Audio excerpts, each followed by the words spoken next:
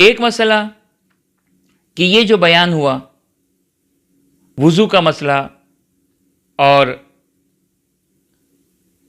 کسی سے وضو کروانا، کسی سے تیمم کروانا، پیمپر چینج کروانا، جہاں پر کسی اور کو کی ہیلپ لینے کی بات ہے، تو یہاں پر اس شخص کے لیے یعنی مریض کے لیے گزارش کرنا ضروری ہے،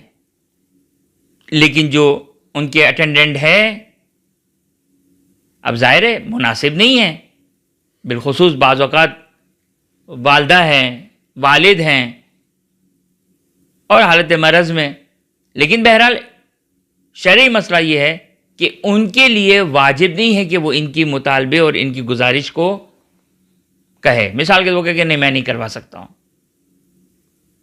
میں نہیں کروا سکتا ہوں یا میں نہیں کرتا ہوں، تو اس صورت میں ان کی بھی کوئی ذمہ داری نہیں اور مریض شخص کی بھی ذمہ داری ختم۔ مریض پریشان نہ ہو، مریض ناراض نہ ہو اس سے، چونکہ وہ شریعت پہ عمل کر رہا ہے، اب نہیں ہو سکتا ہے، پھر اس صورت میں اس کے لیے جائز ہو جائے گا کہ وہ اسی پیمپر میں یا جو بھی ایکس وائی زیڈ ہے اسی میں نماز پڑھ لیں۔ وآخر دعوانا ان الحمد للہ رب العالمین۔